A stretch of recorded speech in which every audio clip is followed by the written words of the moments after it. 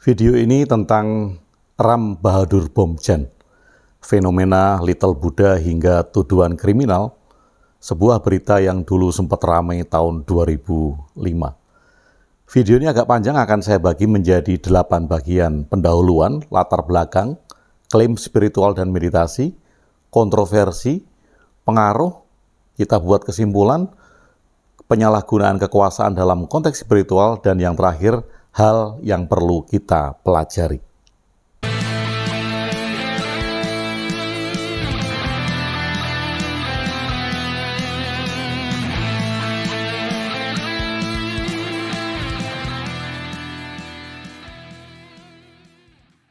Saya membagi video ini menjadi 8 bagian agar kita dapat melihat secara runut, kemudian yang jelas kita dapat mengambil pelajaran dari peristiwa ini. Kita mulai dari pendahuluan.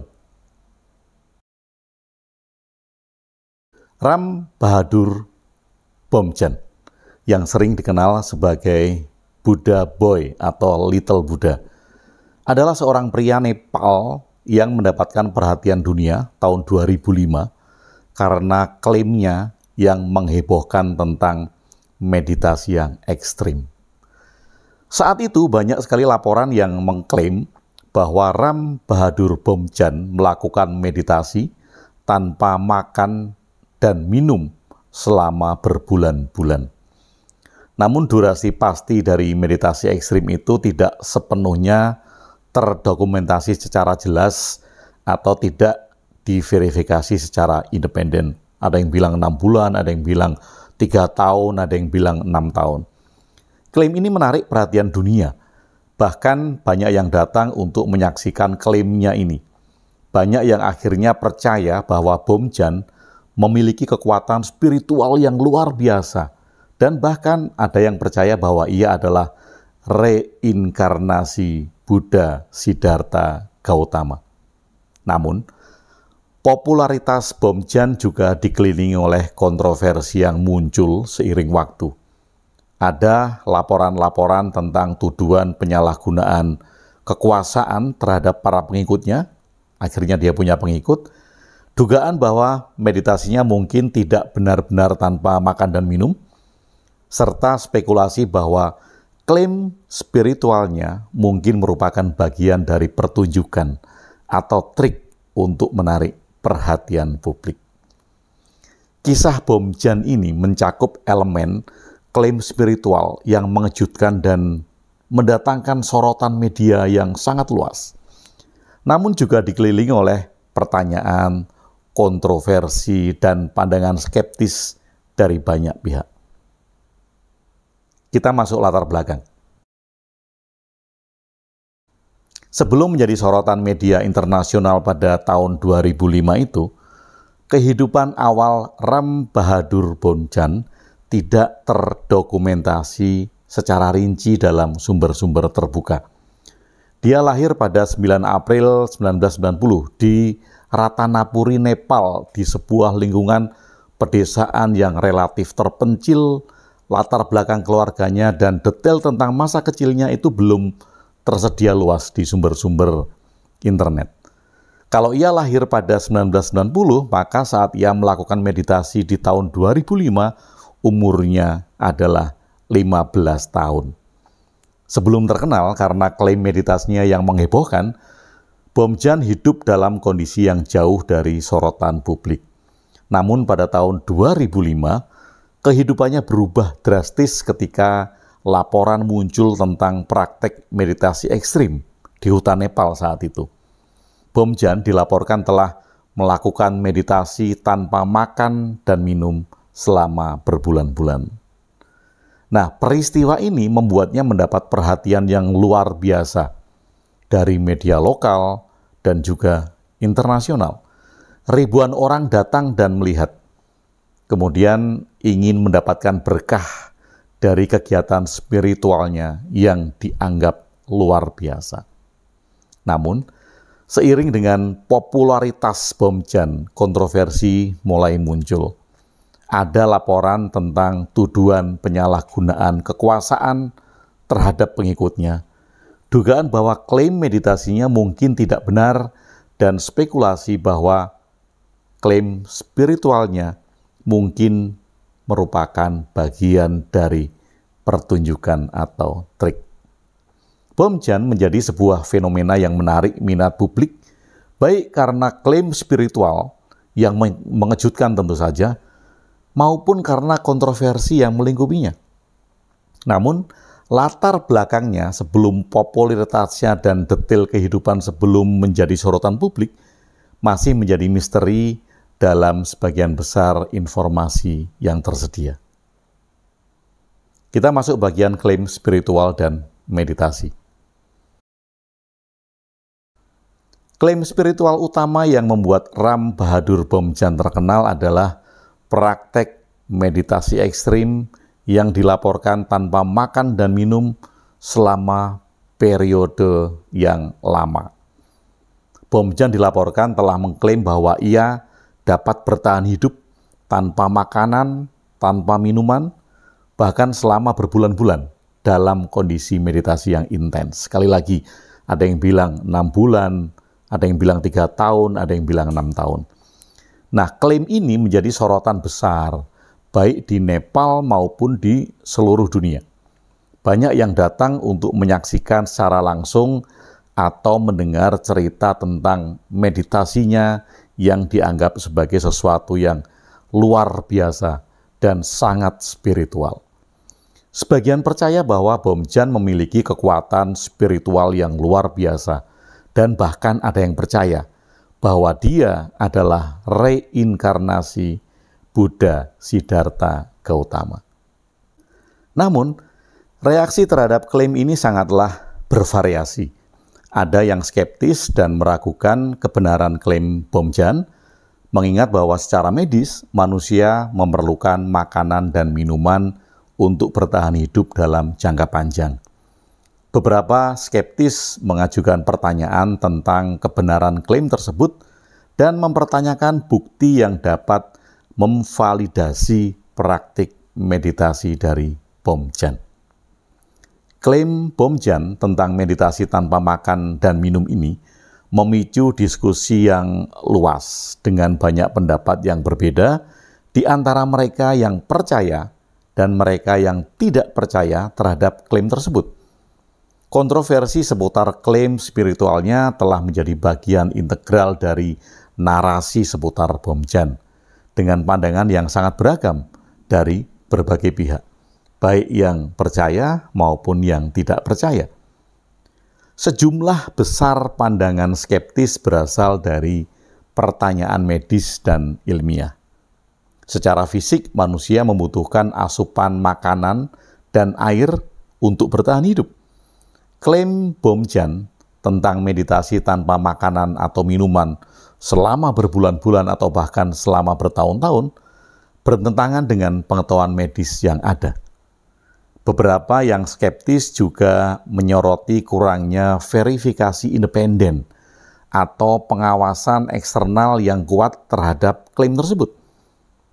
Tanpa bukti yang kuat atau verifikasi yang independen, sebagian orang menjadi skeptis terhadap klaim yang tidak didukung oleh data atau penelitian ilmiah yang solid.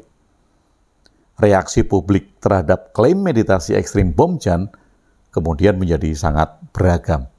Meskipun ada yang sangat percaya pada klaim spiritualnya, menjadi pengikutnya, kemudian mengkultuskannya, ada juga yang menaruh skeptisisme yang signifikan terhadap kebenaran klaim tersebut. Hal ini menciptakan sebuah diskusi yang berkelanjutan seputar keaslian praktik meditasinya dan membuat klaim spiritualnya tetap menjadi subjek perdebatan yang hangat. Kita masuk bagian kontroversi. Kontroversi seputar Ram Bahadur Bomjan melibatkan beberapa aspek yang menciptakan pertanyaan dan keraguan di kalangan publik. Pertama adalah tuduhan penyalahgunaan kekuasaan. Ada laporan dan tuduhan bahwa Bomjan terlibat dalam penyalahgunaan kekuasaan terhadap para pengikutnya. Beberapa pengikutnya mengklaim bahwa Bomjan menggunakan otoritasnya untuk tujuan yang tidak bermoral, atau bahkan terlibat dalam perilaku yang merugikan para pengikutnya. Ya, ini lagi ya, akhirnya setelah 15 tahun ke atas, dia punya pengikut, mendirikan ashram, dan mengajarkan meditasi. Yang kedua, ada keraguan atas klaim meditasinya. Sejumlah pihak skeptis mempertanyakan kebenaran klaim tentang meditasi tanpa makan dan minum selama periode yang lama. Spekulasi muncul bahwa klaim ini mungkin merupakan bagian dari pertunjukan, entertain, atau trik untuk menarik perhatian publik. Sementara Bomjan sebenarnya mungkin menerima makanan atau minuman secara diam-diam karena tidak ada yang mengawasi dan tidak ada yang meneliti hal ini. 3. Ada kurangnya verifikasi atau pengawasan independen. Kontroversi juga muncul karena kurangnya verifikasi independen yang kuat terhadap klaim ini. Karena meditasi ekstrimnya tidak memiliki pengawasan eksternal yang kuat, hal ini menimbulkan keraguan atas keaslian dari klaim tersebut. Keempat, keterlibatan dalam insiden kekerasan. Terdapat laporan-laporan tentang insiden-insiden kekerasan yang melibatkan Bomjan dan pengikutnya. Beberapa insiden ini menciptakan kekhawatiran tentang perilaku Bomjan dan para pengikutnya. Kontroversi ini telah menciptakan diskusi yang luas dan terus menjadi bagian dari narasi sekitar Ram Bahadur Bomjan. Meskipun ada pengikut yang percaya pada kebenaran klaim spiritualnya, kontroversi ini telah menimbulkan skeptisisme yang signifikan di kalangan masyarakat dan menjadi sumber perdebatan yang berkelanjutan. Kita masuk bagian pengaruh. Pengaruh Ram Bahadur Bomjan terhadap masyarakat Nepal dan pandangan orang terhadap spiritualitas atau meditasi memiliki dampak yang kompleks dan bervariasi. Nah, ternyata berita ini juga memiliki dampak. Bomjan menjadi sebuah figur yang mendapat perhatian besar di Nepal. Popularitasnya menciptakan minat yang besar dari orang-orang yang datang untuk menyaksikan atau mencari berkah dari kegiatan spiritualnya. Dia sudah dijadikan kultus. Nah, namun kontroversi seputar tindakannya juga menciptakan perpecahan di dalam masyarakat.